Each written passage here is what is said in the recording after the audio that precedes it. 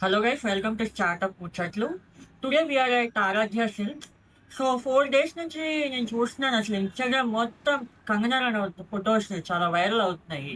So తెలుసుకుంటే అర్థమైంది ఏంటంటే అది కాంజీవరం శారీ. సో కాంజీవరం శారీస్ ఒరిజినేషన్ ఎక్కడ అసలు? దాని బ్యాక్‌గ్రౌండ్ స్టోరీ ఏంటి? Let's delve into it.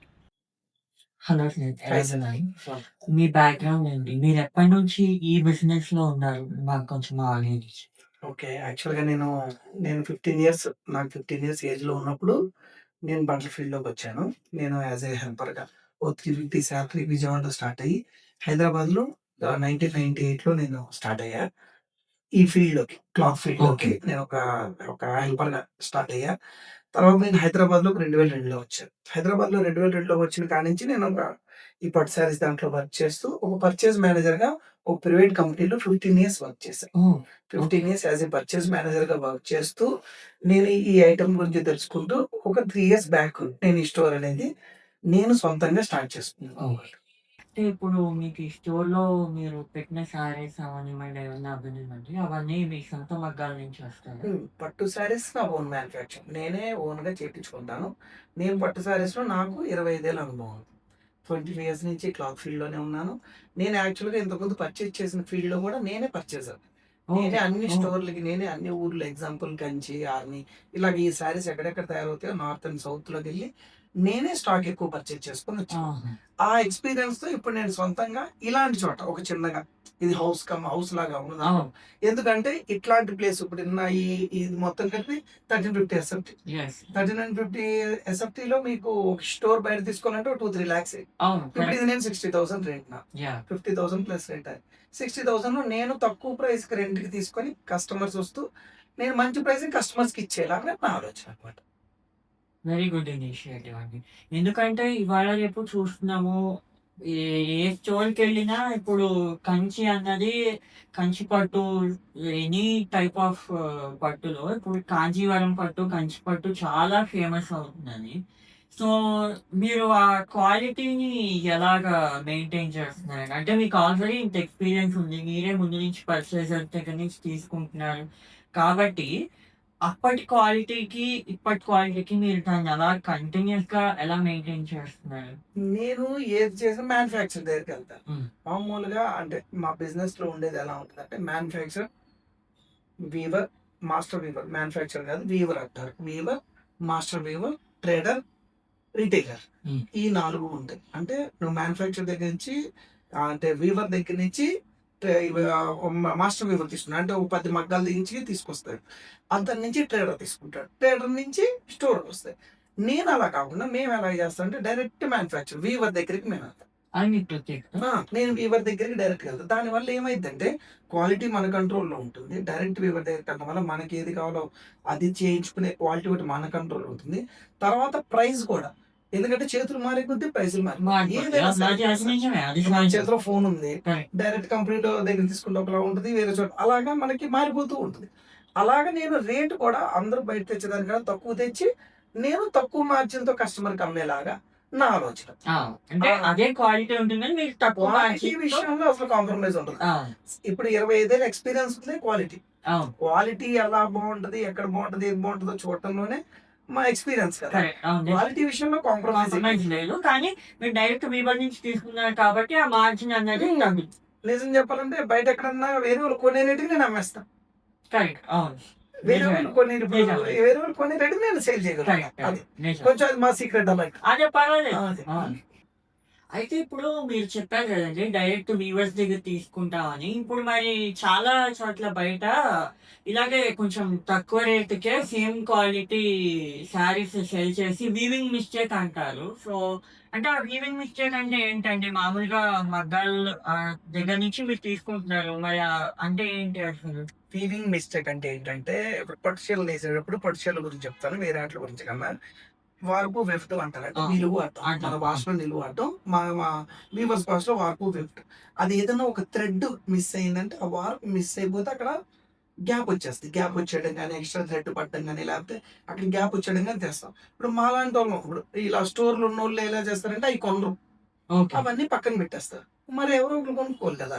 అవి వీవింగ్ మిస్టేక్ అని వాళ్ళు ఒకసారి ఒక 100, 150 పోగవుతాయి కదా! ఆ! రోజు నేసినవి పోగాయి. ఒకేసారి ఒక 200 చీరలు చాలా తక్కువకి వాళ్ళకి ఇచ్చేస్తారు. బయట వాళ్ళు దాన్ని వీవింగ్ మిస్టేక్ అని చెప్పి అమ్ముతారు. ఇంకోటి ఉన్న ఆటిలో మొత్తం సెలెక్టెడ్ లేకుండా మిక్స్‌లుగా కొనడం. ఓకే. ఇప్పుడు నేను వీవర్ దగ్గరికెళ్ళాననుకోండి. ఆ వీవర్ ఒక 200 శారీస్ ఉన్నాయనుకోండి. నాకు కావాల్సిన ఒక 50 నేను కొనుక్కుంటా. అలా కాకుండా 200 తీసుకుంటే ఒక రేట్ అంటారు. అంటే అది సెలక్షన్‌లో. అందులో నిజానికి ఒక విపింగ్ మిస్టేక్ ఉండొచ్చు, మంచిగా ఉండొచ్చు, ఫేడ్ అయింది ఉండొచ్చు, మంచి కలర్ కానిది ఉండొచ్చు. సెలక్షన్ ఉండదు. సెలక్షన్ లేని స్టాక్ తీసుకొచ్చి వీవింగ్ మిస్టేక్ సేల్ అని చెప్పి అది పోస్ట్ అంటే చేస్తారు. మీలాంటి వాళ్ళందరూ పక్కన తీసేసిన శారీస్ అని వాళ్ళు కొంచెం ఆ! తక్కువ మార్జిన్‌కి బయట వాళ్ళకి ఎగ్జాక్ట్. అమ్ముకుంటారు. సెలెక్టెడ్ చేయించారులెండి. అంతే. అంతే. వీవింగ్ ఆళ్ళ పేరులోనే ఉంది వీవింగ్ మిస్టేక్. కరెక్ట్. వీవింగ్‌లో తప్పు తప్పు జరిగింది. జరిగింది. అది వాళ్ళే క్లియర్‌గా చెప్తున్నారు అందులో కరెక్ట్. తప్పుంది అని. రైట్. అవును. అందులో తప్పుంది వీవింగ్ మిస్టేక్ అని ఆ! చెప్తున్నారు. ఆళ్ళు ఏమి దాన్ని డైరెక్ట్ ఇబ్బందికరంగా ఏం చెప్పట్లేదు. కరెక్ట్. వీవింగ్ మిస్టేక్స్ అంటే వీవింగ్‌లో మిస్టేక్స్. అవి హోల్ ఉండొచ్చు, గీత ఉండొచ్చు, మగ్గం ఇప్పుడు మగ్గం ఉంటాయి కదండీ! ఆ! మగ్గానికి మరకలుంటాయి. ఆయిల్స్ ఉంటాయి. ఆయిల్స్. గ్రీజులు ఆ! ఉంటాయి ఆ! కదండీ! అవునవును. ఈ గ్రీజ్ లేకుండా మరకలు పడతాయి. మా ఓకే. దగ్గర అవుతాయి 1, 2 కాకపోతే మేము అమ్మం. అదే. మేము ఎవరికి పంపించేసి పాపం నువ్వు ఏదో ఒకటి చేసి అమ్ముకో ఆ! అంటాం. ఎందుకంటే మా స్టోర్‌కి రారు అలాగా. కరెక్ట్. ఇప్పుడు షాపింగ్ మాల్స్‌లో వాటిల్లో వాళ్ళు అడ్వర్టైజ్‌మెంట్స్ అవి చేస్తారు కాబట్టి వాళ్ళకొస్తూ ఉంటారు. అదొక స్టైల్ అంతే. అయితే నెక్స్ట్ ఇప్పుడు ప్రైసింగ్ అన్నది మీరెలా డిసైడ్ చేసుకుంటారు? అంటే ఇప్పుడు మామూలుగా ప్రతి షాపింగ్ మాల్ అంటే ఎనీ స్టోర్ అవ్వనివ్వండి. ఒక స్టార్టింగ్ మార్జిన్ నుంచి హై మార్జిన్ దాకా ఉంటాయి కదండీ! సో, అది మీరెలా డిసైడ్ చేసుకుంటారు? సార్ ఏదైనా ఎక్స్‌పెండిచర్‌ని బట్టి మార్జిన్స్ ఉంటాయి సార్. ఇప్పుడు నేను ఇందాక మీకు ఎగ్జాంపుల్ నేను చెప్పాను. ఇప్పుడు నేను ఇక్కడే ఎగ్జాంపుల్ సైనిక్‌పురి సెకండ్ అవెన్యూలో లోపల సెకండ్ బిల్డింగ్‌లో గ్రౌండ్ ఫ్లోర్‌లో ఇంట్లో ఎందుకు పెట్టాను? ఇదే ప్లేస్ బయట పెట్టుకోవాలంటే నాకు 3,50,000-4,00,000 అవుతుంది. అవును. ఇంత ప్లేస్ కావాలంటే కరెక్ట్. గ్యారంటీ. ఇంతలాగా ఇంత ఓపెన్‌గా మనం ఇంత 10 మంది కస్టమర్లు వచ్చినా నాకేం కాదు. ఇదే ప్లేస్ రాదు. ఇప్పుడు ఆ 4,00,000 నేను ఎవరి దగ్గర తీసుకుంటాను? నిజమే. హ్మ్. కస్టమర్ దగ్గరకే కరెక్ట్. తీసుకుంటాను. ఇంత షాప్ పెట్టాననుకోండి ఎంతమంది స్టాఫ్ కావాలి? ఒక 5, 6 5, మెంబర్స్ 6 అయినా కావాలి. ఈజీగా ఇప్పుడు నాకు కావాలి. ఇద్దరే స్టాఫ్. నేనే స్టాఫ్. మీరు ఆల్రెడీ ఇంతకుముందు అవును. వీడియో చూసారు. నిజమే. నేనే సేల్ చేసుకున్నాను. అంటే ఏంటంటే మన ఎక్స్‌పెండిచర్‌ని బట్టి ఏయడం ఉంటది మేడం. అంతే కదా సార్! ఖర్చును బట్టి ఏదైనా చేస్తాం. ఏదైనా చేస్తాం. వాళ్ళు ఫస్ట్ ఆఫ్ ఆల్ కొనేది తక్కువగా కొనడం, వేయడం తక్కువగా వేయడం. ఇప్పుడు మనం నేను చెప్పా కొనే విషయంలో. కొనే విషయంలో ఎంత తక్కువకొస్తదో ఆ ప్లేస్‌లోకెళ్ళి కొనడం. ఏసేటప్పుడు కూడా మన ఎక్స్‌పెండిచర్ ఇప్పుడు నా ఎక్స్‌పెండిచర్ ఎంత ఉంటుంది? మొత్తం కలిపితే 20% కూడా ఉండదు. దానికి తగ్గట్టుగా మనం మార్జిన్ వేస్తాం. వాళ్ళు షాపింగ్ మాల్స్ వాళ్ళేసేది మరి ఆళ్ళ ఎక్స్‌పెండిచర్ అవును. ఉంటుంది. అది వాళ్ళ కరెక్టే. రెంట్సే 15,00,000, 20,00,000 వాళ్ళకి కరెంట్ బిల్లేమో 5,00,000 ఉంది. నా కరెంట్ బిల్ ఎంత 5,000 వస్తది. నిజమేలెండి. అలాగ. హ్మ్. ఇది మీ బ్రైడల్ కలెక్షన్. మా ఓన్ మ్యానుఫ్యాక్చరింగ్ ఇది బ్రైడల్ శారీ. కుట్టు కాంట్రాస్ట్ రేషన్ బ్రొకేడ్ అంటారు ఇది. ఓకే. ప్యూర్ పట్టు, ప్యూర్ సిల్క్ మార్క్ ఇంకా ఇది కుట్టు వీవింగ్ అంటారు. కోర్వే. కోర్వే కాంట్రాస్ట్ అంటే శారీ విడిగా, బార్డర్ విడిగా నేసేది కోర్వే. ఓకే. ఓకే. కోర్వే కాంట్రాస్ట్ కుట్టు weaving. With silk mark certified వస్తాయి. యాహ్! ఆ! ఈ శారీస్ రెడీ అవ్వడానికి మనకి 10-15 డేస్ పడతాయి. అవునా? అంటే వీవర్ అంటే బట్టి మొత్తం అంటే శారీ మొత్తం స్టార్టింగ్ నుంచి ఎలా ఉంటుందండి ఇది? ఇవి 15 నుంచి ఉంటాయి. 15,000 నుంచి ఈ స్టైల్ స్టార్టింగ్ అవుతాయి. Pure by okay. ప్యూర్. ప్యూర్‌లో 15 నుంచి స్టార్టింగ్. ఓకే. అంటే మామూలుగా ఇలాంటి ఒక సారీ నేయడానికి ప్రాసెస్ ఏంటంటే మామూలుగా అంటే మా మగ్గానికి ముందు కార్డ్స్ రెడీ చేసుకుంటారు. హ్మ్. కార్డ్స్ అంటారు. అంటే మీరు మగ్గంది ఎప్పుడైనా చూస్తుంటే అది ఆ ఇలాగా. మగ్గం లోపల కూర్చుంటారు. గొయ్యిలో కూర్చుంటారు. అవునా? మీకు మగ్గం ఉండదు. దానికి కార్డ్స్ ఉంటాయి. ఈ డిజైన్ బట్టి కార్డ్స్ ఉంటాయి. 240 జకార్డ్ అంటారు. 480 జకార్డ్ అంటారు. 720 జకార్డ్ అంటారు. అంటే ఈ డిజైన్‌ని బట్టి, ఈ డిజైన్ డెప్త్‌ని బట్టి కార్డ్ సెలక్షన్ చేసుకుంటారు. దాన్ని బట్టి ఈ చీర రెడీ అవ్వడానికి టైం పట్టిద్ది. హుహు. సిల్క్ పట్టు ఒకటే ఉంటుంది. డిజైన్ బట్టి వీవింగ్ స్టైల్ మారుతది. ఓకే. ఓకే. ఇది జెరీ వీవింగ్స్. ఇది కలర్ వీవింగ్ అంటారు. ఇది జెరీ బై జెరీ. అంటే పెళ్లి కూతురు చీరలు. Okay. Okay. Pure bridal sari, reception saris అలా తీసుకుంటారు కదా! అవునండి. ఇవన్నీ జెరీ బై జెరీ. ఇది ఇంకా హెవీ. ఇది ఇంకా తయారవ్వడానికి ఇంకొంచెం టైం ఎక్కువ పట్టిద్ది. ఇది మొత్తం జెరీయే. సిల్క్ కన్నా పట్టేముండదు దీంట్లో. Silk okay. కన్నా జెరీ ఎక్కువ హ్మ్. ఉంటుందన్నమాట. హ్మ్. హ్మ్. ఇది మొత్తం కూడా జెరీ బై జెరీ. ఇది తయారవ్వడానికి ఇంకా ఎక్కువ టైం పడుతుంది. 15 డేస్ అబోవ్ పడుతుంది. 15 డేస్ అలా అవ్వవా? పడుతుంది.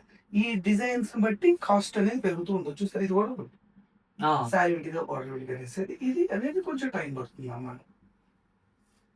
ఇవన్నీ కూడా మీరు మీ ఓన్ బంగాళ దగ్గర మేము నుంచి ఓన్‌గా తెప్పించుకుంటారు. చేపించుకుంటాం. ఓకే. బయట ఎక్కువ కొనం మనం. బయట ఒకళ్ళ దగ్గరికి సేల్ చేసేలాగాను మనం ఇచ్చి చేపించుకోవడం గానీ, చేయించుకొని మనకి ఇమ్మని వేరే వాళ్ళకి ఇవ్వకుండా ఇవ్వడం గానీ పెట్టుకుంటాం ఓకే. అన్నమాట. ఓకే. అందరి దగ్గర కాదు, కొంతమంది. అదేలేండి. ఇప్పుడు ఇవి మా ఓన్ అనమాట. అదే. అన్ని 5,000, 10,000 లోపు ఏమి ఉండవు. ఈ బ్రైడల్ మాత్రం ఎక్స్క్లూజివ్ ఉంటాయి కొంచెం. అదే ఎక్స్‌క్లూజివ్ మీ 10 ఓన్ మెంబర్స్ కలెక్షన్. మాత్రం మా ఓన్ మీ ఓన్ కలెక్షన్స్. కలెక్షన్.